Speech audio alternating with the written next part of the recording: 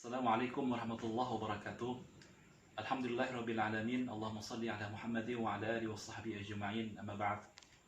Kembali bertemu dengan kami dalam pembahasan tafsir ayat-ayat yang berkaitan dengan konseling.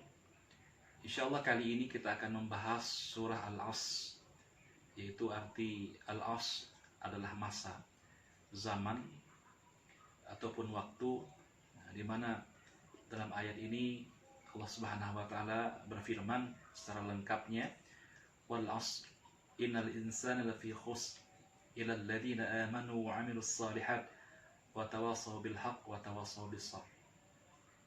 Dan demi masa, sesungguhnya manusia itu benar-benar berada dalam kerugian, kecuali orang-orang yang beriman dan mereka yang beramal saleh, saling menasihati dalam kebenaran, dalam kebaikan, dan saling menasihati dalam kesabaran.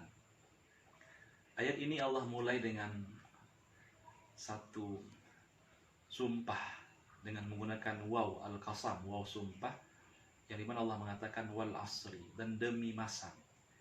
Tidaklah Allah bersumpah atas sesuatu kecuali sesuatu tersebut amat sangat penting. Berarti di sini al-asru itu atau masa itu atau zaman itu, sebagaimana ditafsirkan dalam tafsir Ibnu Katsir, kata-kata al-asru dikatakan az-zaman, yaitu adalah masa yang dimana manusia itu hidup padanya. Berarti masa, zaman, dan waktu adalah sesuatu yang sangat penting bagi kita selaku manusia untuk kita jaga, untuk kita pelihara.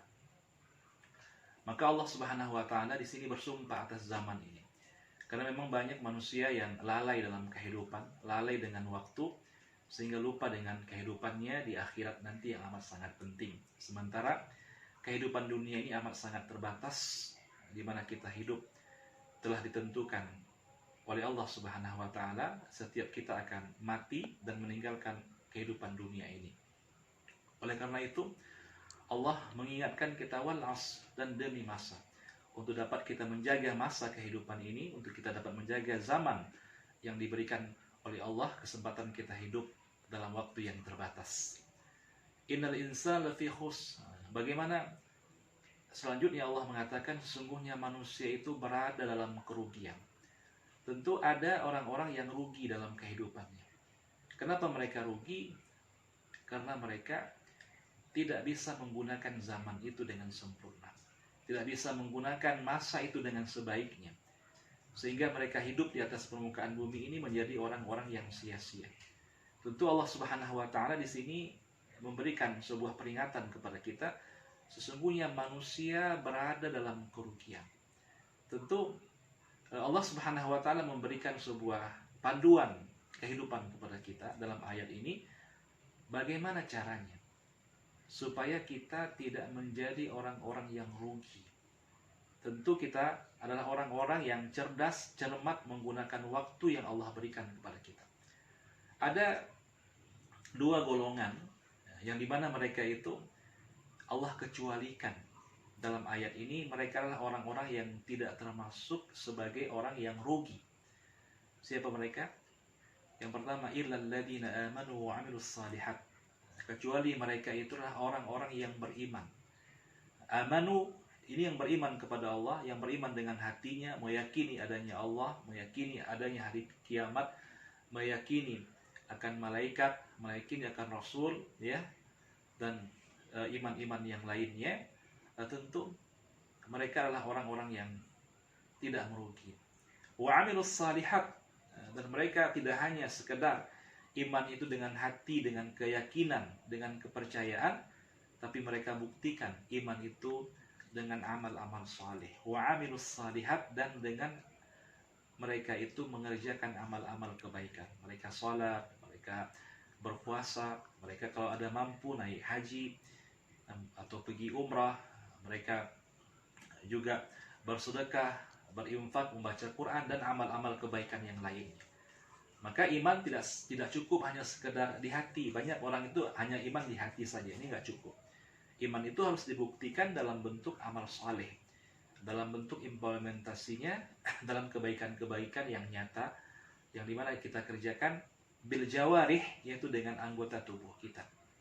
Nah, maka kalau kita supaya tidak menjadi orang-orang yang merugi, maka berimanlah kepada Allah dengan hati kita, lalu kita buktikan iman itu dalam bentuk amal-amal kebaikan. Nah, tentu kita akan pandai menggunakan waktu tersebut.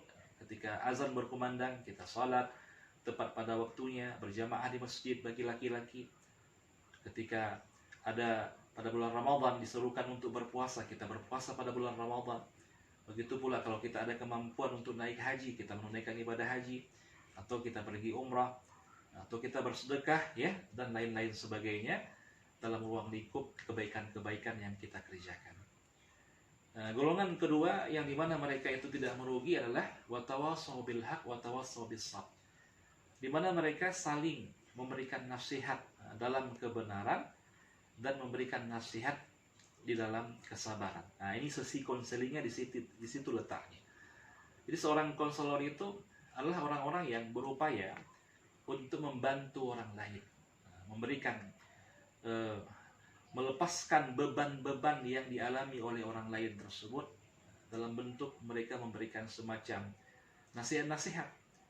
Mungkin misalnya ya, itu ada orang yang tidak mau sholat. Jadi bagaimana kita konseling mereka? Nah, kita dudukkan, ya, kita sampaikan kepada mereka, kita tanya, kita wawancara, apa penyebab kamu itu tidak sholat? Apa yang menghalangi kamu itu tidak sholat? Nah, mungkin dengan kita berikan terapi-terapi kepada dia, jalan-jalan keluar melalui konseling ini, ya, berikan nasihat-nasihat kebaikan itu, maka mereka tersadarkan dengan apa yang kita sampaikan tersebut, sehingga mereka akan menjadi orang-orang yang akhirnya mau mengerjakan sholat tersebut. Ini contoh, sebagai contoh saja kami sebutkan bahwa al-haq itu sebuah kebenaran, seperti sholat misalnya yang kami sebutkan tadi. Kita konseling orang sehingga mereka sadar dengan kebenaran. Begitu pula ya dengan keburukan misalnya, ya, lawan daripada al-haq adalah al-batil. Kita watawassaw bil haq, dan berikan nasihat kepada orang lain itu untuk berbuat kebaikan. Tentu juga kita memberikan nasihat kepada mereka agar mereka berhenti daripada kejahatan, berhenti daripada melakukan perbuatan-perbuatan dosa. Misal ada orang yang kecanduan narkoba misalnya, misal ya, kita panggil mereka, kita wawancara, ya, kita berikan semacam nasihat-nasihat, kita sampaikan tentang motivasi kehidupan. Ini sebuah nasihat yang baik, yang dimana ini kita mengkonseling orang agar mereka berhenti daripada kejahatan. Atau ada orang yang dimana ya, sekarang ini marak dengan game, ya, bahkan anak-anak itu gila dengan game, waktu mereka habis dengan game. Itu juga menjadi problem, menjadi masalah zaman sekarang. Bagaimana kita bisa memberikan nasihat-nasihat kepada anak-anak, generasi muda atau siapapun, sehingga mereka itu bisa memanfaatkan waktunya, sehingga mereka menjadi orang-orang yang tidak lagi kecanduan dengan gamenya, sehingga mereka orang-orang yang selamat dalam kehidupan ini, tidak menjadi orang-orang yang merugi. Berikutnya adalah watawassaw bis sabr. Kita memberikan nasihat dalam kesabaran. Mungkin dalam kehidupan ini ada orang yang ditimpa bencana, musibah, sebagai dalam tafsir Ibnu Katsir, maksud watawassaw bis sabri itu adalah memberikan nasihat kesabaran kepada orang-orang yang ditimpa musibah. Mungkin ada orang meninggal, orang yang dikasihinya, orang yang disayanginya, ya, meninggal suami yang disayanginya, meninggal istri, meninggal anak semata wayang misalnya. Jadi mereka mengalami, ya, akan kesedihan. Bahkan ada yang mengalami hal yang lebih berat, seperti misalnya terjadi gempa bumi, ya, hilang harta benda, hilang sanak keluarga, orang-orang yang dicintai. Tentu ada problem-problem secara psikologis, ya, yang mereka alami, secara kebatinan ada tekanan kebatinan yang mereka alami. Maka kita tampil kepada mereka, memberikan bantuan supaya mereka tersenyum kembali, supaya mereka hidup dalam keadaan bahagia kembali, dan ceria, sehingga mereka bersemangat untuk melanjutkan kehidupannya, dan mereka tidak menjadi orang-orang yang berputus asa. Sebab banyak gara-gara musibah itu orang bunuh diri, banyak orang yang sakit jiwa, hilang akal sehatnya, sehingga bisa menjadi orang-orang yang hilang kendali. Maka oleh karena itu Al-Quran surah Al-Asr ini memberikan penjelasan kepada kita betapa pentingnya kita menjadi seorang konselor.